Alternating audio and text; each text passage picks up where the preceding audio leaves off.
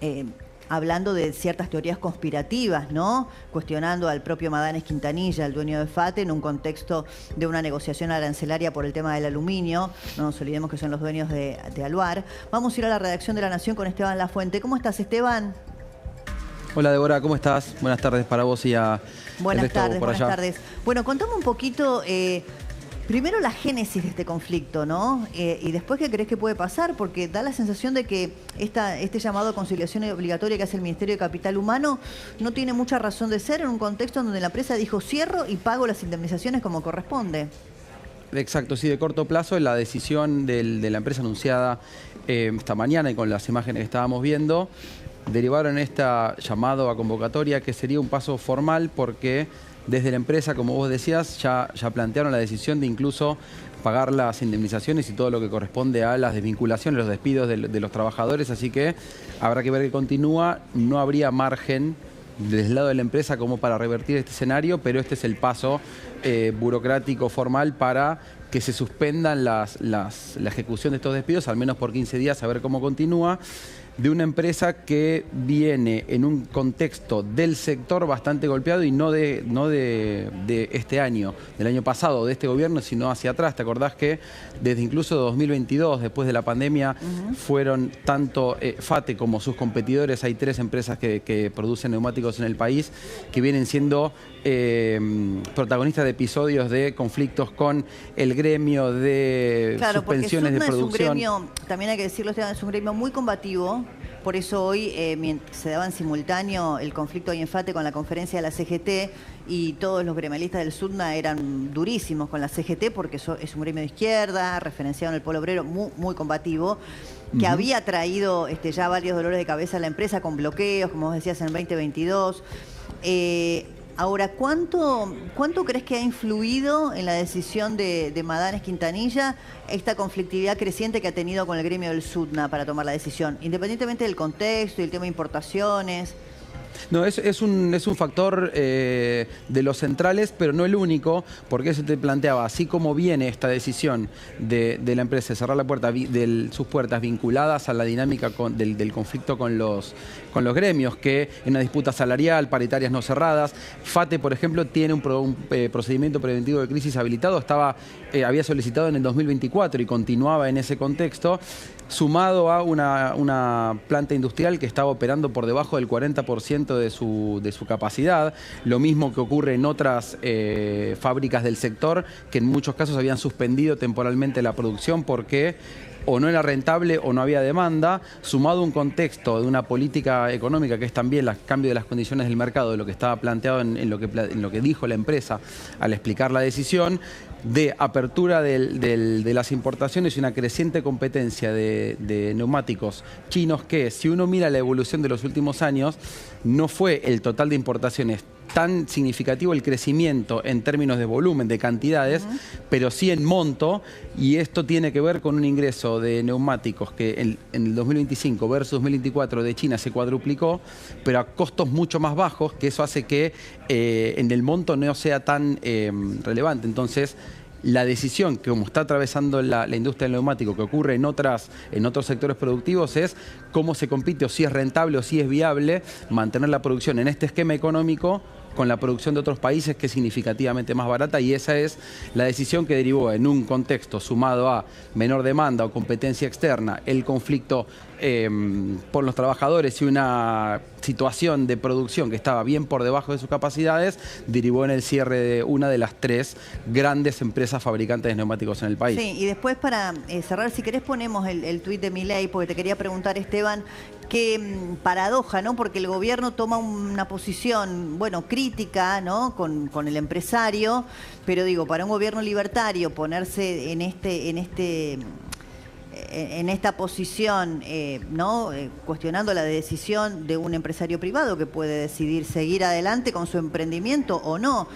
Milei dice conspiranoico yo, fin, ¿no? A propósito de, bueno, poner una sospecha respecto de la temporalidad, el momento que eligió Magallanes Quintanilla para anunciar el cierre de FATE, ¿no? Mientras se discute el tema arancelario, ¿no? Y demás. Sí, además que tuvo una oleada no solo de Milei, sino de todo su ejército de tuiteros anónimos o identificados, hablando de Magallanes Quintanilla, el dueño de FATE, que es una de las fortunas más importantes del país, asociándolo también a que es el principal accionista de Alvar, el principal productor de aluminio primario del país, en un contexto donde se empieza a discutir la reforma laboral y el impacto que puede tener en la actividad, el acuerdo con Estados Unidos y en qué medida este contexto afecta o no a la situación de la producción de aluminio, muy paralelo al conflicto con Techint y la industria del acero, también a la competencia como decíamos antes, del ingreso de neumáticos de China. Lo mismo le pasa a Techint con la competencia de acero, de tubos importados. Bueno, todos son los componentes que hacen a que Magallanes Quintanilla sea otro de los empresarios apuntados, como había sido hace algunas semanas Pablo Roca. Está todo ese escenario conectado. De fondo, una actividad industrial que en conjunto está bien por debajo de los valores de 2023 y enfrente este condicionamiento de menos demanda interna y mayor competencia por la apertura económica. Gracias, Esteban. A ustedes. Esteban Lafuente desde la redacción de La Nación. Volvemos a la planta de FATE con Carla Ricciotti. Carla. Sí, acá estamos con más trabajadores. Vos sabés que, bueno, antes me planteabas que la posibilidad de hablar con trabajadores, con sus familias. La mayoría de los que están en los gazebos son militantes que vienen a apoyar a los trabajadores que se van a quedar acá, como les decía antes, durante varias horas y posiblemente también toda la noche. Estamos con otro de los trabajadores. Perdóname, ¿me habías dicho tu nombre? Baltasar. Baltasar, ¿vos cuántos años hace que trabajas acá? Hace 24 años. 24 años. ¿Y qué haces concretamente acá? Yo soy mecánico de la parte de mantenimiento de turno. ¿Te imaginabas que podía pasar esto, que hoy ibas a venir a trabajar y te encontrabas con el cartel de que estaba cerrado y todos tus compañeros afuera? No, qué sé yo, es como todo, es como está el país. Nos tocó a nosotros, la verdad que estamos choqueados, digamos. Sí. Pero era algo que se veía venir. ¿Por qué? Y no, porque empezó con el tema de la reducción de turnos, se fue mucha gente por los arreglos voluntarios y bueno, los que quedamos, que somos pocos obviamente, empezamos a hacer tareas por ahí que no nos corresponden. Sí. No estamos trabajando bien como solía ser. Pero bueno, es una consecuencia, calculo yo, de cómo está el país.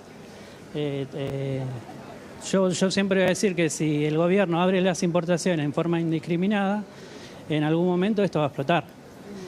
O sea, tampoco se puede competir con las cubiertas chinas, por ejemplo. Y bueno, nosotros somos simples trabajadores, queremos cumplir con nuestra función, llevarle el sustento a nuestra familia. Y bueno, ahora nos encontramos con esto y bueno, hay que seguir, hay que pelear y ver cómo salimos de esto.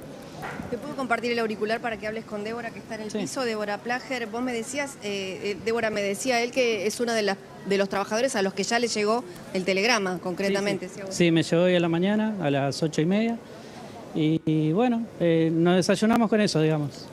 Buenas tardes. Buenas tardes, buenas tardes. Débora, bueno, te escucha, lamento mucho, la verdad, lo que están pasando. ¿Vos hace cuánto que trabajabas en la empresa? Hola, buenas tardes. Sí, hace 24 años que trabajo acá en FATE. Muchísimos años, sí. Pasamos buenos, malos momentos, pero nunca algo como esto. ¿Y venías notando en los últimos meses o una merma en la producción o, bueno, alguna dificultad producto de lo que te decían allí mismo en la empresa, en el volumen, en la venta, en la producción? Sí, eso se notó mucho, inclusive supuestamente estábamos trabajando al 30% de la capacidad instalada y bueno, se fue mucha gente, hubo reducción de turno, se abrió el tema de los retiros voluntarios porque mucha gente también estaba pagada en cuentas y no les quedó otra que agarrar la plata para ver qué hacer, cómo continuar. Algunos la invirtieron por ahí algún proyecto que tenían, pero la mayoría la usó para tapar pozos, digamos, y ver cómo seguir. Claro, claro. Bueno, en tu caso, ¿en qué área estabas trabajando en la empresa? Yo soy mecánico de mantenimiento en la parte de turno, digamos. Yo hago turnos rotativos. ¿Y qué? Porque bueno, yo recién le decía a otro compañero tuyo que tenía mucha antigüedad también, que obviamente ustedes están ahí un poco tratando de pelearla colectivamente, ¿no? Y no en la individual, pero en tu caso con tantos años de antigüedad y teniendo en cuenta que la empresa se comprometió a indemnizar con las leyes vigentes, todavía no se aprobó la reforma laboral, ¿pensaste qué vas a hacer? Y mirá, si tuviera la bola de cristal te lo diría, pero estamos todos, digamos, sin saber qué hacer, no, por no usar otra palabra que por ahí va a sonar mal. Nada, pelearla, porque ahora nos enteramos que salió una conciliación obligatoria del Ministerio, no sé si la empresa la va a acatar. Yo hoy voy a venir en el horario correspondiente a ver si puedo ingresar a la planta, porque, o sea, si hay una conciliación, yo calculo que eso es superador, digamos, está por sobre el telegrama que me mandaron. Pero bueno, de ahí a que lo acate la empresa es otro tema. ¿Vos tenés familia? Sí, sí. ¿Cómo se compone sí, tengo tu familia? Mi señora y mi hija. ¿Y tú tenés una hija? Tengo mi señora y una nena. ¿De qué edad tu nena? Cumple 7 ahora en julio. Y bueno, ella es muy ya chica empieza primer todavía, grado. pero con tu señora hablaron, ella sabe de esta situación. Sí, sí, es más, en su momento cuando ella quedó embarazada de mi nena, como acá, digamos, estábamos bien dentro de todo, podíamos con un sueldo, le dije, bueno, que se dedique a la casa, a la nena. Digamos, fíjate que bien que estábamos, que podía darnos el lujo, entre comillas, de trabajar vos solo, con un sueldo. De ser único sostén. Sí, sí, sí. Y eso se fue deteriorando con el tiempo y bueno, ahora ya con esto estamos viendo qué hacer, ¿viste? Por ahí ella retomó el trabajo también, yo iré a buscar otra cosa, pero bueno, todavía no sabemos qué va a pasar con esto. Sí, sí. ¿Y pensaste, porque sé que hay compañeros tuyos que en algún momento aceptaron el retiro voluntario, vos qué harías con la plata de la indemnización? ¿Otra cosa? ¿Buscarías otro empleo? ¿Cuál es tu idea? El tema es que un laburante en qué puede invertir. Digamos, si no tenés algo ya armado, es como, parece mucha plata, pero la plata en mano vuela. Esa es la realidad. ¿Qué te puedo decir? Meterla en un plazo fijo, que a la inflación nunca le vas a ganar. No, me refería a lo mejor, qué sé yo, tenés la idea de ponerte vos un taller de reparación, no sé, no tengo idea. Vos me decías que otros compañeros tuyos tuvieron que pagar deudas, si no tenés esos líos, ¿no? Si no tenés agujeros que tapar. No, yo por ahí podría trabajar de mecánico, pero en industria, porque yo no soy mecánico automotriz, por ejemplo. Pero bueno, ahora están echando más gente de la que toman, esa es la realidad. Así que ahora hay mucha competencia en el mercado laboral y bueno, está complicado el tema. Así que no sé, ver qué hacer con la plata, tratar de sobrellevar esta situación y ver si se consigue otra cosa. Y decime, ¿vos te capacitaste en la misma empresa o ya venías con el oficio de antes? No, yo estudié en la escuela técnica, que venido al caso también, este gobierno no quiere financiar la escuela técnica, hay que decirlo, que formó profesionales. ¿A cuál fuiste? En el área en mi caso de electromecánica. Yo fui a la escuela técnica de Escobar. Ajá. Me egresé en 2001 y bueno, en 2002 ya entré a trabajar en esta empresa. Y desde ahí, digamos, nunca tuvimos una situación tan crítica como ahora. O sea, que era tu primer trabajo. O sea, vos egresaste, saliste de la escuela técnica y tu primer laburo es en el que todavía estás, en FATE. O sea, es tu vida. Sí, Digamos, toda tu vida laboral fue ahí. Hice la pasantía en una empresa como control de calidad hasta que me egresé. Después de eso hice mantenimiento en otras empresas, pero son trabajos de un mes. Y el primer trabajo grande, digamos, y estable fue acá, en FATE. Sí. Y tu señora me decías que había dejado de trabajar cuando nació tu hijita. ¿Ella qué se dedica o qué podría hacer como para ponerle un poco el hombro a los dos a la cosa? Sí, ella fue cajera de no sé si puedo decir el nombre de la empresa. Bueno, de Easy, muchos años. Estuvo como 11 años. Y bueno, digamos, estaba bien en el trabajo, pero bueno, se dio la situación que pudo dejar de trabajar para abocarse más a mi nena, a nuestra hija. Y bueno, estamos así ahora, en esta situación. Desempleados los dos. Sí, lo entiendo. Sí. Bueno, la verdad lamento muchísimo. Ahí no sé qué plan tienen porque al caer la noche la situación por ahí se complique. Vos viste que es una decisión que han tomado ustedes de hacer la permanencia dentro de la planta, pero no sé si tienen miedo que pueda haber alguna acción de las autoridades, no sé. No, mirá, miedo ya no podemos darnos el lujo de tener miedo. Esto yo pienso que todos los trabajadores tendríamos que pensar de esta manera porque ya estamos mal, todo el conjunto de los trabajadores.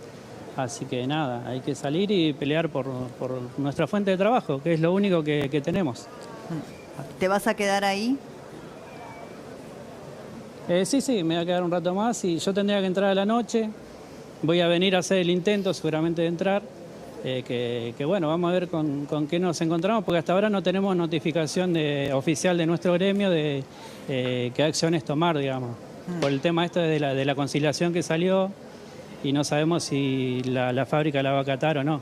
Así claro, que estamos ahí, sé que hubo digamos, una asamblea en una más nube gris temprano, todavía. pero no sé cuál es la decisión final. Gracias, te mando un beso. No. Igual a tu Gracias señora, a tu ustedes. nena. Chao. Chao. Carla, Gracias, buenas tardes. Chao. Gracias, ya vuelvo con vos, ¿sí? Dale, gracias a vos. Ya volvemos, Dale. Carla. Bueno, ustedes saben que la paradoja de esta situación es que el gobierno ha fijado una posición que empieza con el tuit del presidente Javier Milei, que recién veíamos, donde hablaba, ¿no? Él decía conspiranoico yo, dando a entender de que esto no era casual, ¿no? Y ahí empieza una ola de ataques tuiteros, ¿no? De los tuiteros libertarios contra Javier Madanes Quintanilla, que es el dueño de FATE, que son más que elocuentes, ¿no? Digo raro porque acá hay un empresario que decide cerrar una empresa. ¿Nos gusta? No, pero es una decisión, ¿no? En el contexto de la libertad que toma el empresario Madanes Quintanilla. Bueno, hay de todo, ¿no? Hay un... Sí, el quid de la cuestión me parece aquí tiene que ver con la defensa de la apertura de importaciones, ¿no? Que es justamente lo que acusa el propio Madanes Quintanilla para poder cerrar saldando las deudas de los proveedores y las indemnizaciones de los empleados despedidos.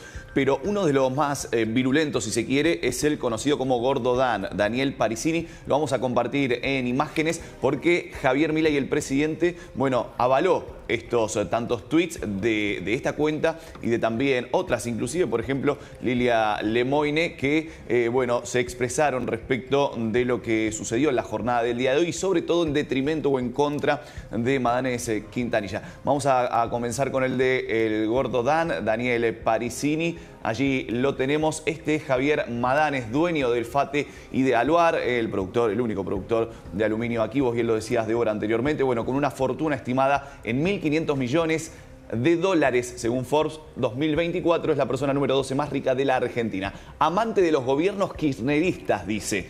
Durante las gestiones de Néstor y Cristina multiplicó varias veces su patrimonio gracias a cuantiosos subsidios y créditos blandos para la expansión de Aluar, habla de la otra empresa, y cobrando a los pobres argentinos encerrados en el zoológico kirchnerista hasta 3 veces más que en el exterior por los neumáticos de FATE, fanático de Moreno, en alusión a Guillermo Moreno, y defensor del cepo cambiario ad infinitum, es sin límites, significaría esto. Fue además uno de los principales aportantes de la campaña de Alberto Fernández, con mayúscula, pone al expresidente en 2019.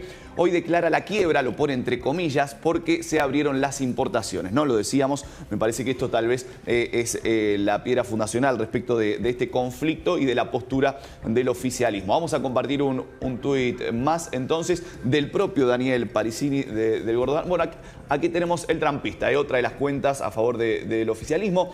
Bueno, Madanes, dueño de FATE, no es un empresario, es un delincuente con mayúsculas, lo pone, que se hizo rico, también grande, robando a los argentinos con ayuda de gobiernos kirchneristas. Marca nuevamente lo mismo, subsidiado por el Estado y beneficiado por el cierre de importaciones, vendía neumáticos 3 veces más caros que los países vecinos. Bueno, va en la misma línea, ¿no?, de lo publicado por el Gordo Dan, que lo mostrábamos recién. Entonces, me parece que aquí la cuestión, el tema de las importaciones, que es lo que aduce. No, y muy duro FATE. además, porque vos fijate que, por eso digo, es como un lugar difícil para el gobierno pararse y confrontar con empresarios que toman una decisión unilateral en el contexto de la libertad, que es un poco el eslogan del gobierno, que cerrar una empresa. No nos gusta a nadie, claro que no. Solidarizarse con los 900 trabajadores despedidos, por supuesto que sí. Ahora, tal como ocurrió con Techint, acá el gobierno usa la misma línea, ¿no? Decir, bueno, son empresarios prebendarios, han obtenido favores de los subsidios de los gobiernos kirchneristas, han apoyado las candidaturas de aquellos candidatos, no tenía el dato respecto de Madanes apoyando la candidatura de Alberto Fernández, y vendían o perjudicaban a los argentinos vendiéndole productos más caros que se podrían conseguir a mucho menor precio si pudieran importar, cosa que este gobierno ha decidido hacer. Ese es un poco el planteo, ¿no? Sí. O sea, ¿por qué los argentinos tenemos que pagar algo 3 veces más caro si se puede conseguir de manera más barata? Ahora, lo que no queremos es ver 900 familias en la calle, ¿no? Sí, es un poco de lo que habla el oficialismo, que es el libre mercado, pero bueno, ¿a costas de qué? En este caso lo mencionás bien, Sí. Débora. Creo que hay uno más de Lemoine, ¿no? Me parece. Sí, vamos a compartir, allí lo tenemos, Lilia Lemoine, la mencionábamos anteriormente. Se pelea una empresa que disfrutó del proteccionismo durante décadas con sindigarcas, dice, que dejan sin trabajo a más de 900 trabajadores. Bueno, no va a pasar, aunque veo que es algo recurrente, bueno, siempre picante, ¿no? Lilia Lemoine también, y en línea con los otros tweets a los que hacíamos mención, y que también avaló el propio presidente de la Nación, sí, que vos lo mencionabas y lo leías hace un ratito, Débora, que tuiteó, cortito pero conciso, conspiranoico yo, preguntándose con el famoso fin de Manuel Adorni, su ex vocero, ¿no? Sí. Bueno, vamos a ir a diputados. Allí está ya planteada la sesión para mañana a las 14.